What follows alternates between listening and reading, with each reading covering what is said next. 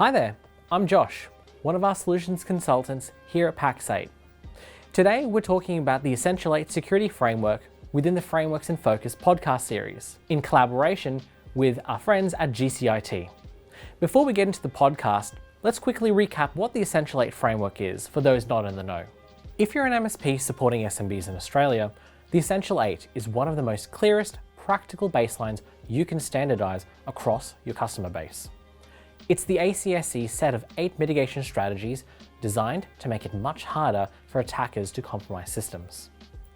Your value as an MSP is turning these from a checklist into a managed program, deployed consistently, monitored continuously, and improving over time using the 3 levels of maturity. We're going to go through each of these 8 controls, starting off with number 1, application control.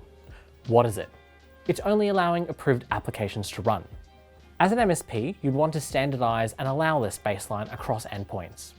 For example, if you were to mitigate an attack, if a user was to download a invoiceviewer.exe application, application control can block it from executing, stopping ransomware before it runs. Second is patch applications. What it is essentially keeping common apps up to date to mitigate known vulnerabilities. As an MSP, you can position patch management as a measurable service. For example, a threat actor might exploit an outdated browser or PDF reader to get malicious code to execute, and rapidly patching this will break that chain by removing that vulnerable version. Third is restricting Microsoft application macros. What essentially is control or blocking risky macros, especially those that stem from Word documents.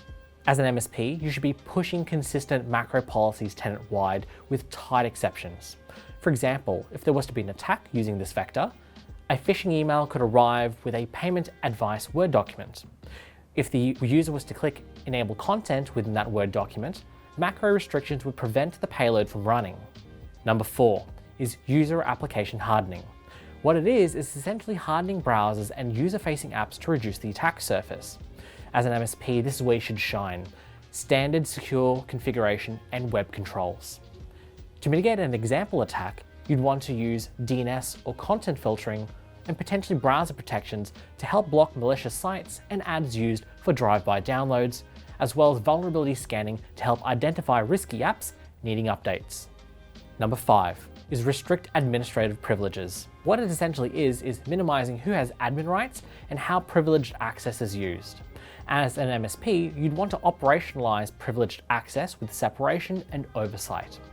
To mitigate an example attack, if a standard user was to get phished, restricting admin privileges prevents that stolen account from installing software or disabling security controls, limiting the overall blast radius. Number 6 is patch operating systems. What it is keeping OS security updates current. You'd want to, as an MSP, to standardize operating system baselines and reporting to prove you're reducing known exploit risks. For example, an attacker might target a widely exploited Windows vulnerability, where OS patching will close that door so automated exploit kits fail and cannot run. And number 7, multi-factor authentication or MFA. MFA reduces risk from stolen credentials. MSPs can drive MFA adoption everywhere, especially from an admin perspective as well as remote access. For example, credentials might be harvested via a fake M365 login page. MFA will stop the attacker from successfully signing in, even if they have the correct password. And finally, number 8, regular backups. What it essentially is maintaining backups so that you can recover data and restore operations back to normal. As an MSP, you'd want to be delivering backup and restore readiness, not just backing up storage. For example, if ransomware was to encrypt a file server, tested backups will let the business restore clean data quickly, turning a catastrophe into just a small outage window and back to business as usual. And here's the big takeaway. The Essential 8 security framework is a baseline. MSPs can make it repeatable and scalable, deploying it consistently across SMB customers, reporting maturity, and continuously lifting posture over time. With all of that said, it's time to dive into a discussion with Elliot and Harry from GCIT. Hi everyone, my name is Josh. I'm a solutions consultant here at PackSite and I'm joined by my colleague Jesse. Today, we're presenting the second episode of the Frameworks in Focus series, talking all about the Essential 8 security framework. And today, we're lucky to be joined by our friends at GCIT. We've got Elliot as well as Harry. Thank you for joining us. Thank you for having us. Do you mind just telling us a little bit about what you guys do at GCIT? You go first. I think the salesperson. Oh, really? Able to communicate our value proposition. Let me try my best here. My name's Harry. I've been with GCIT for 5 years now, and I head up our sales, so all of our net new business, as well as our account management is my role at GCIT. And I call myself the CISO because I was able to choose my role. I thought that sounded the most technical and impressive. And I look after the security and automation at GCIT and making sure we adhere to the frameworks, and so do our clients. Brilliant. I guess just to kick off the conversation, we're going to discuss the Essential 8 framework. So if you could give us a bit of an elevator pitch as to what that is, how could you explain it to someone who's new to this concept? Okay, so the Essential 8 is a framework devised by the Australian Signals Directorate or the Australian Cybersecurity Centre. I never really know how they relate, but they've devised the Essential 8 as a set of technical controls that businesses can adhere to, tick off, and meet a certain maturity level. So most businesses will be at maturity level 0, goes all the way to maturity level 3, and depending on what maturity level you need to reach, there's different levels of controls that you need to achieve. I'm a bit concerned about my job in sales after that. That was a pretty good pitch. I was waiting for you to crash. I was waiting for myself to mess it up. That was impressive. You'd be walking out of here with a spring in your step after it. Jeez. All right. What else do you want to know? He's on a roll. Keep going. I guess just off the back of it, just to begin, what are the sort of things, why do you land on the Essential 8 as a framework that you guys actively support, and where do you find value in that? Yeah, so we don't particularly get a lot of people coming to us for Essential 8. Sure.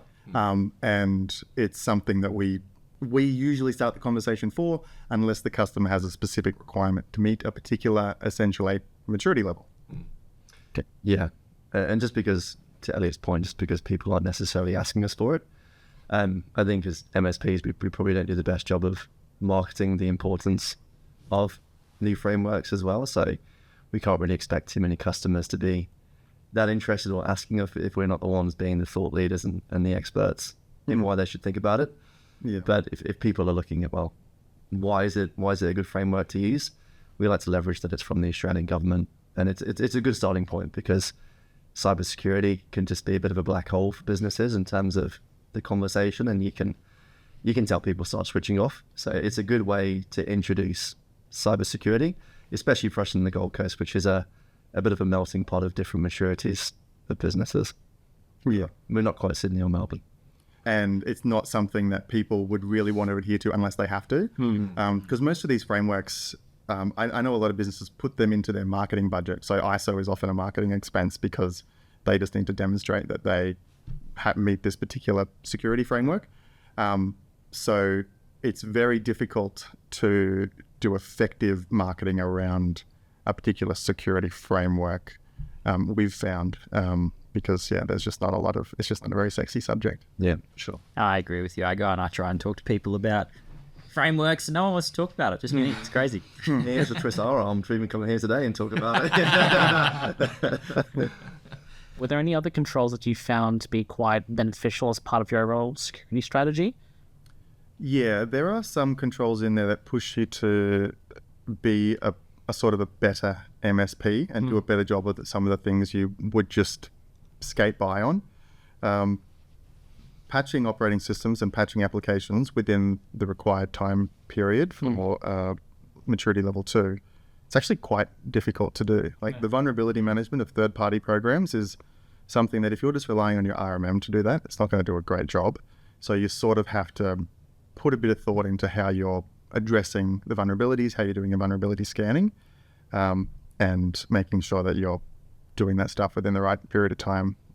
But yeah, the main ones, things like multi-factor authentication and stuff like that, they've always been a baseline, or they should be a baseline for everybody. But some of those edge cases where you may not have put a lot of thought into it, it sort of pushes you to make sure everything's in order. Yeah, right.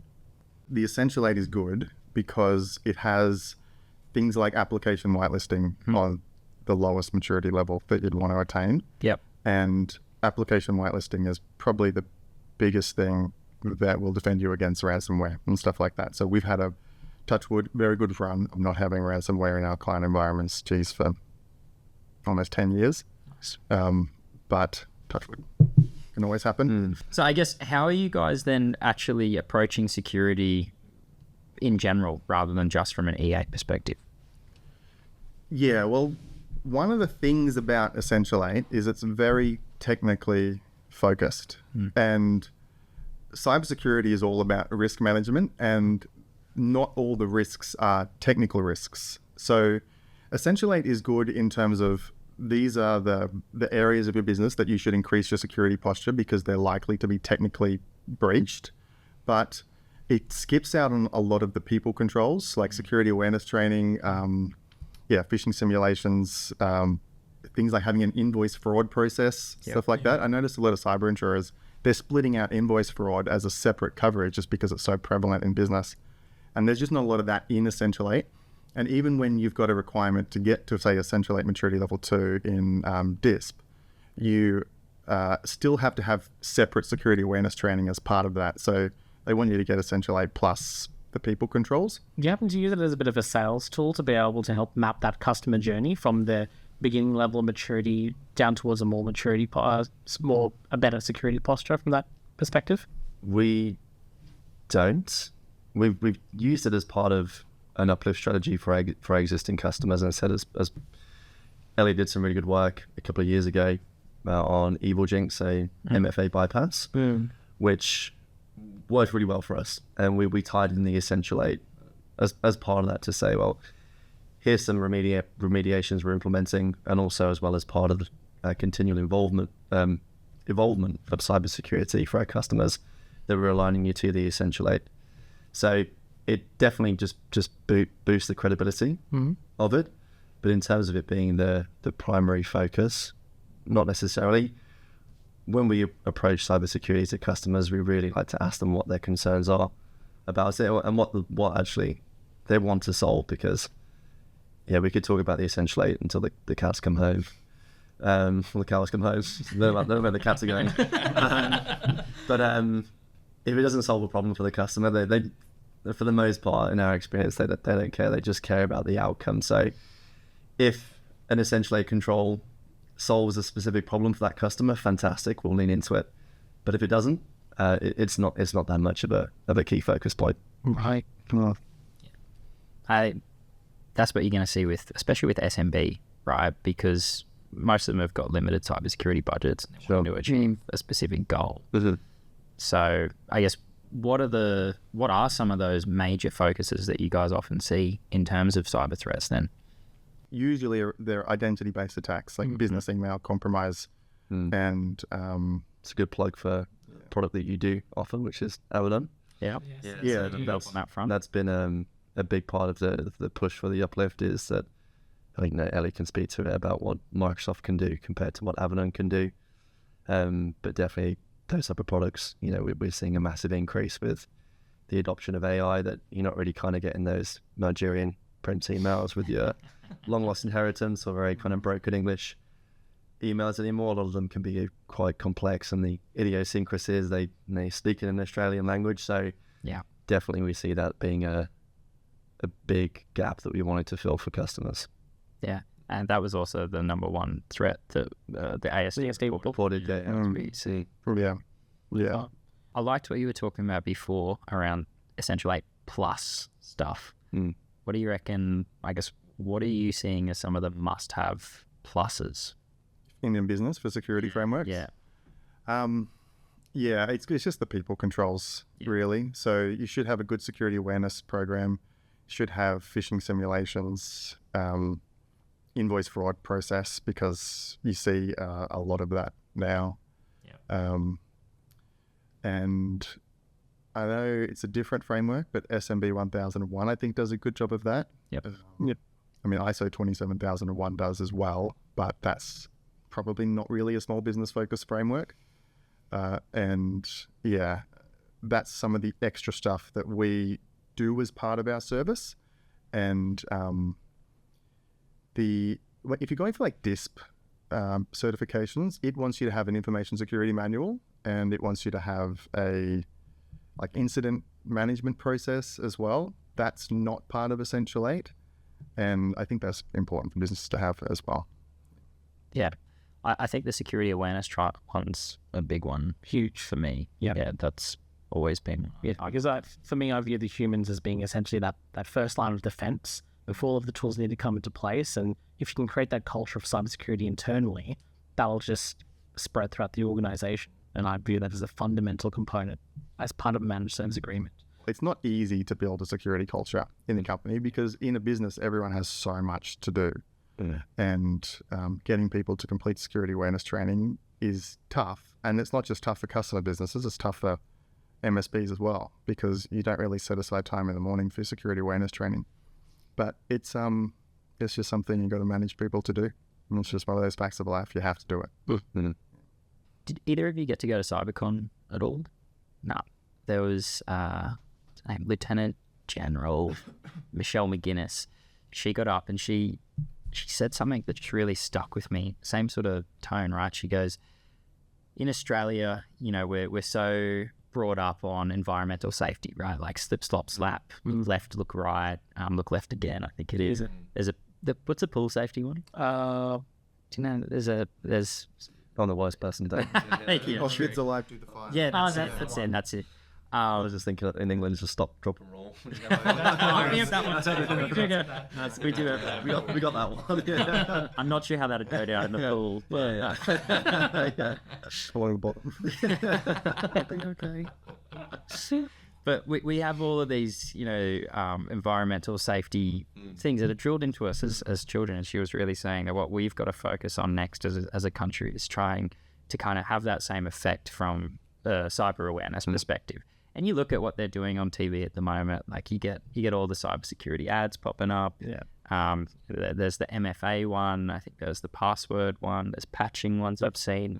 So just to your point about trying to drive that cultural change and that buy-in, it is something that's going to take time, but I think it is a really important piece of it. Yeah, for sure. Yeah. I guess when talking about essentially, or regardless of any framework, when you're doing these consultations with your customers, how do you recommend that they sort of get started along that journey? If they are starting from ground zero, what would that journey look like? Yeah, it's a good question. It really depends on who you're talking to. Yeah. In the first part, is that the customer has to be, or the client has to be, at least willing to be interested to entertain the conversation. So there's maybe two different lenses. One would be if it's a new business, you really can't expect somebody to develop maturity or understanding overnight. It's like a massive nurturing campaign. So from the way that we approach it, you might not even be too heavy on the Essential 8. You'd be focused more on the key things that they're telling you and focusing on how an offering can solve that problem. Then once they're a customer, then you could, through TBRs or QBRs or whatever you want to call them, then you go through that kind of maturity process and kind of getting them to be a bit more understanding of why it's important. But to Elliot's point as well, the thing is at the moment is there's not too much pressure from if it's cyber insurance or specific accreditation in different industries, that there's no pressure to have essentially alignment. Then what's the customer's buying or the client's buying from it, and you probably find there wouldn't be too much buying. But as the IT partner for them, we address issues as we see them trending. So I think it always comes back to the Essential 8 is a very good thing to lean onto, but at least for how we approach it, it is a tool in the toolbox that is used when and if needed for talking about maturity in cybersecurity. Yeah, Essential 8 is all completely self-attested. You just say, yeah, I'm at this maturity level, and there are so many different interpretations on what Essential 8 maturity level is, especially as, say, patch management. I know MSPs that say, we've got an RMM that's handling all of our patch management. And then we have people that say, no, you got to have multiple vulnerability scanners. You've got to be looking at every little thing that's running on the system. And unless you have that, then your essential 8 maturity level is 0. Because unless you're at 2 for everything, or 1, you're at the lowest maturity level. So the fact that it has no real external auditor, it does have sort of an assessment checklist, which you can do, means that I don't think everybody's on the same page about what a particular essential 8 maturity level is. So pretty much everyone says we're at maturity level 2. So at GCIT, we also say we're at maturity level 2 because no one's checking. The only thing is after there's a breach or after there's something that's happened, if you say you're on maturity level 2 and then the insurers come in and then investigate, then you're sort of in trouble. Yeah. Do you know what? That's actually what I hear, because part of our jobs, right, is we jump on calls with MSPs all the time. We talk about, like we were talking about today, we talk about different products that may help them depending on what they need to do, right? And so many come in and they're going, oh, we need X, Y, and Z from Essential 8. And we see a lot of variation in terms of the interpretation of those controls as well. So it's definitely a problem with it. Yeah. I mean, there's some MSPs that say if you don't have Microsoft 365 E5 or at least the enterprise apps, then you're not able to meet that prevent users from enabling macros or changing the setting, because that is an Office for Enterprise feature, which isn't included in Business Premium, which a lot of MSPs will do to meet Essential 8. And yeah, they can be like real purists about you need to have this license, otherwise you're not that.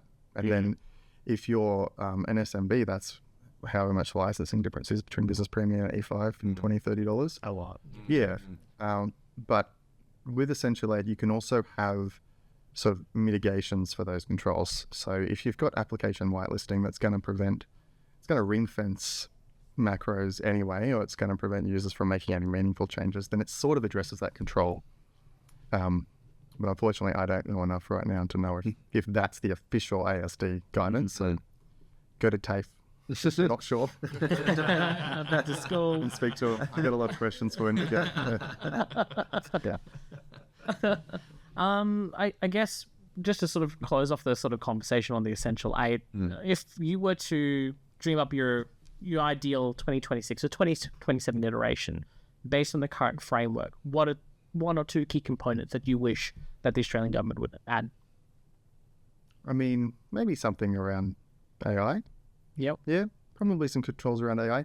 I mean, they're probably covered by some of the other controls, if assuming that AI is software, which it is, unless. But